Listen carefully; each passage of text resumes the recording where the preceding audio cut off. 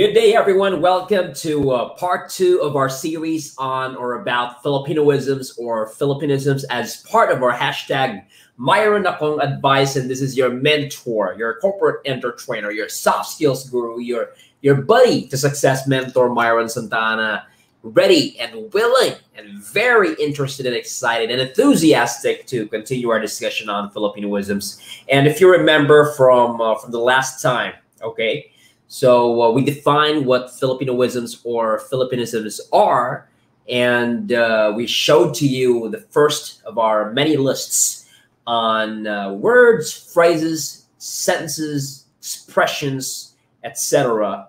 that look and sound English, all right? But if you use them or write to other people, all right, spoken or written, okay, to native speakers or those who were born and raised in an English-speaking nation like United States, Britain, Canada, Australia, New Zealand, that they wouldn't be able to relate to them right away, that they wouldn't be able to figure them out right away. So I'm very excited to present to you our next 2 lists of Filipinoisms that we need to set aside, all right, when we're speaking with these native speakers. Okay, if we're conversing with fellow Filipinos, it's just between or among us, that's okay.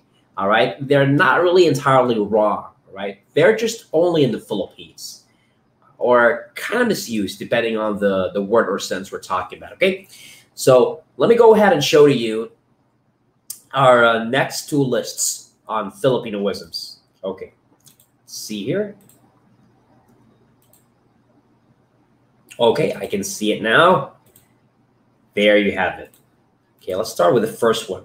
Okay, so I want to help you guys improve your English language speech or usage.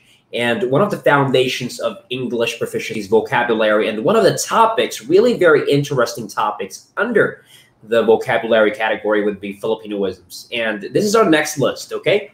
So once again, the ones on the left are how we say or write them, and the ones on the right would be the proper way or correct way of saying or writing them, okay? So number 1 would be, I have asked for my boss's permission already. So what's wrong with this? So this has something to do with sentence construction and the use of the word already. So we never really put already at the last or at the end of our sentence. Okay, because when we put already at the last of our sentence, it's like we're already a bit annoyed or irritated, right? It's like if you say them to native speakers, this is how it would sound to them. I have asked for my boss's permission already. Okay, so the right way of saying or writing it is, don't put it at the end, put it after your verb. Like in this case, in our example here, have. So it's part of the subject, not part of the predicate. Okay, so once again, I'm not saying that native speakers don't use it, don't put already at the end, but the meaning might be you're already a bit annoyed or irritated, like the way I delivered it just now. I have asked for my boss permission already. But if you're going to say or write it as this, I have already asked for my boss's permission, then you're good. It's fine. Okay, the next one on the list would be office mates. So to refer to people we're working with at work or in the office, we call them office mates, and that's not actually right. Okay, it may have a perverted connotation if you get what I mean because of the word mate. You get what I mean, right? So instead of calling them office mates, which is only used here in the Philippines, call them your co-workers or your colleagues. And guys, remember that we don't even pronounce colleague as colleague. Okay, not even in the British pronunciation, I believe. It's pronounced colleague, okay? Now, the next one will be, you will be fetched by the service van at 6 a.m. tomorrow, to mean you're going to get somebody from a certain location, like in this case. Oh, well, it doesn't say here where, okay? So you're going to get a person, somebody from a certain location to bring him or her to another location, right? So we use the word fetch. But if you're going to look this up in the dictionary, the word fetch actually means, you know, when you throw something like a stick and your pet dog will get it back for you. right? We'll retrieve it and bring it back to you, okay? So that's one interpretation or meaning of fetch. And the other meaning of fetch is actually, yeah, it's okay to be used in this context, but it has to be a round trip, if you get what I mean. What do I mean by that? If you want to use fetch, you're going to get somebody from a certain location, bring him or her to another location, and then bring this person back to where he or she came from. If that is the context, then it's okay to use fetch. But if you are just going to get that person to bring him or her to another location, and then the person will stay there, okay? So instead of using fetch, you should say you will be picked up by the service van at 6 a.m. tomorrow. It's pick up, not fetch, okay? The next one on the list is, what's wrong with this? Can I email your HR head? Okay, can is a modal, right? And this word means ability. If you tell somebody I can, meaning you can, you have the ability, you can do it, right? So it's speaking about ability. So in Tagalog, it's like you're saying, pwede ko bang i-email ang HR head namin? Okay, so it's not really asking for permission. All right, the right way of asking for permission, okay, is not actually can, but could or may I. So instead of saying, can I email your HR head, you ask or say, may I email your HR head, or could I? So you make can, could. Could is actually the past tense of can, all right? So could I email your HR head? So that one is asking for permission because it's not, pwede ko bang i-email ang HR head anymore? It's already, maaari ko bang, or pwede ko bang i-email ang HR head? There you go, okay? Now, this is another very Filipino way of responding, right? So let's say an American or a British person, okay, asks us, do you mind if I get back to you later? And our answer, or what we want to tell them in response, is we don't mind, right? So instead of saying, of course not, no, not at all, definitely not, we usually say sure or yes, okay? Because if you're going to go on the affirmative and say sure or yes, then that means that you do mind. In Tagalog is, mamasamain mo ba kung balikan kita mamaya? That's actually what it means. So if you say something positive like, yes, sure, then that means you do mind. You mind, right? You're minding. So if you don't mind, the correct response is not sure or yes, but of course not. No, not at all. Definitely not, okay? So there. So stay away from that very Filipino speech habit. Okay, the next one on the list would be, did you take your breakfast, lunch, or dinner to mean kumain ka na ba? O nakakain ka na ba? O kinain mo na ba yung breakfast, lunch, or dinner mo? If that is what you mean to say or ask, it's not actually did you take. Because if we're going to take it literally, that means kinuha mo na ba yung breakfast, lunch, or dinner mo? So instead of saying, did you take your breakfast, which means kinuha mo na ba, we ask the person, did you eat? Have you already eaten? Have you eaten? Or have you had your breakfast, lunch, or dinner? There. So that's the right way of asking it.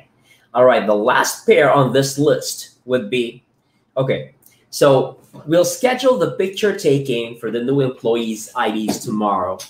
So we've gotten used to calling the deed or the activity of taking pictures as picture taking. And it makes sense because we say we take pictures or we take photos, right? So what is the noun version of it? Picture taking, photo taking, right? But that's not actually how we call the act or the work or the deed of taking pictures or photos, because native speakers actually call it photo shoot instead. So instead of saying, we'll schedule the picture taking for the new employees' IDs tomorrow, we say, we'll schedule the photo shoot for the new employees' IDs tomorrow. All right? So this is just the first group or list of Filipinisms. Now let's go to the next one for today, for this part 2 of improving or enriching our vocabulary to be able to speak English well, Filipinisms part 2. Okay, the next one is this, Xerox. All right. So, but let me just share with you that this is not the case anymore. All right. Xerox is already an acceptable word as per Merriam-Webster. So yes, I may have to remove this from the list. Okay, but just to share with you, before it got approved to be an acceptable verb or action word as part of the dictionary. Before it used to be a Filipinism, okay? Because Xerox is actually a printer's brand, right? We cannot generally call printers as Xeroxes or Xerox machines, okay? Because it's a brand. There are other brands of a printer or a printing machine, right? So instead of calling the verb as Xerox, since there are many brands, we call it photocopy, right? Photocopy this document or reproduce this document, all right? But that was before. But now this is gonna be off the list because Xerox is now an acceptable word to mean to photocopy documents or to reproduce documents. Now you know, okay? Now let's go to the next one. Repeat it again. What's wrong with this? This is actually an issue of redundancy, right? Repetitiveness. Because if you're going to look up the word repeat in the dictionary, it's actually going to give you to say or do something again. So for you to say or write it with again, it's like you're saying or writing it as say something again, or do something again. All right? But Mentor Myron, I want to say, okay, so the person already repeated it, but I want the person to repeat it again. That's why I say repeat it again. Okay, if that is what you want to say, or if that is a situation, you say repeat it one more time, or repeat it for the second time, all right? So instead of saying repeat it again, because once again, it's redundant, all right? So say it again, do it again. Okay, next, what is wrong with saying we have one slot only? We have one slot only. This is pretty much like already earlier, okay? This is the position of the word only. We don't say or write it at the end, okay? You know, the way we call messed up sentence construction as baroque, okay? If you say we have one slot only, it might come across baroque to native speakers because only is put before, after the subject, which in this case is a pronoun. So instead of saying we have one slot only, we say we only have one slot left. Okay, if you guys are familiar with Eminem, and in one of his songs, he sings, we only have one shot. Do not miss the chance to blow, something like that. Okay, I might be wrong with my lyrics, right? So if it's okay to say we have one slot only, then in that song, it could have been we have sorry, see, I can't even say it wrong. Okay, we only have one shot. We have one shot only. Do not miss the chance to blow. You get what I mean? So we don't use it at the end. We use it after our subject. Okay, so we only have one slot left. So Mentor Myron, you mean to say that the way we've been writing figures on checks like 10,000 pesos only has been grammatically incorrect all along? Yes. Okay, it's grammatically incorrect to say 10,000 pesos only, but that's okay because that's the way we've been writing figures or amounts on checks. So that's fine. Okay, that's fine. I guess it's a lesser evil. Okay, so next would be barking at the wrong tree. Okay, so this is a phrasal verb, and phrasal verbs are very strict. A phrasal verb, by the way, is a combination of an action word and a preposition. And when you say barking at the wrong tree, I believe we're referring to barking up the wrong tree, okay? And it's only barking up, nothing else. When you bark up the wrong tree, it's either you arrive at the wrong conclusion, or you solve the wrong problem with the right solution, or you solve the right problem but with the wrong solution. You're barking up the wrong tree, okay? Not barking at the wrong tree, because it's not literal a dog barking at the wrong tree. It's not kahol in Tagalog, okay? Next will be, if we want to say that a meeting will advance as planned, we say the meeting will push through, okay? Like literally push through. But it will make sense though. But it will take time for them to like figure out, okay, I think what you mean to say would be our scheduled meeting will go on as planned, or the meeting will go on as scheduled, because that is the right way of saying it, okay? Next would be, this is a habit with us when we say, in fairness, he's cute. All right. Although it makes sense, right? It grammatically looks okay.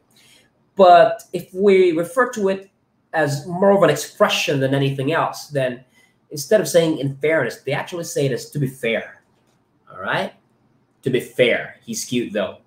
Okay. Now, let's say we're interviewed by a recruiter, and then we're asked about our working experience. And when we say we worked for a certain company before or prior to the interview, we say, I'm connected with 4B Construction, or I used to be connected with 4B Construction. To me, to work for a company or somebody, we don't say connected with. It's more acceptable to say affiliated with, but the right way of saying it actually is I work for. So I worked for 4B Construction. I used to work for 4B Construction. I used to be affiliated with 4B Construction. Okay? It's not even work with. That's also wrong, because when you say work with, that means you worked with. Like somebody went with you, right? You were together with somebody. So nagtrabaho is actually work for. So please keep that in mind. Okay? Now, this is a common mistake when we're emailing. We say based from the email, although it would make sense, because from as a preposition denotes origination, right? Like where it started, where it came from. But instead of based from the email to mean my reference is a certain portion or part of the email, we actually say based on the email. So the right preposition it goes with is on, not from. Okay? Second to the last for today would be when we mean to say we are going to or heading to, all right? Instead of using the preposition to with bound, so we don't say we are bound to our main office, it should be we are bound for our main office. We're going there, we're heading there, okay? Or that's our next destination. All right, I hope you guys have been enjoying and learning a lot from our discussion on Filipinoisms. This is part 2 of our Filipinoisms series, okay? Now, the last pair, okay, will be what is wrong with this? We will discuss about our new project in our next meeting. This is actually a case similar to request for, all right? Or to repeat again. It's also an issue of redundancy. Because if we look up the word discuss in the dictionary, it would present to us discuss means to talk about. All right, you get what I mean? So if you say or write it with about, then it's like you're saying or writing, we will discuss about, or rather, we will talk about. So we don't need the word about anymore. It's unnecessary. Remove it there, and we can just simply say we will discuss, and then whatever the next word or words we're going to discuss would be. Okay? So instead of saying we will discuss about our new project in our next meeting, we say or write we will discuss, no about, then go straight to what you're going to discuss our new project in our next meeting. Okay? So, there you go, guys. Let me just close this real quick. All right. So there you go. That's part 2 of our discussion on Filipinoisms or Filipinisms, only in the Philippines.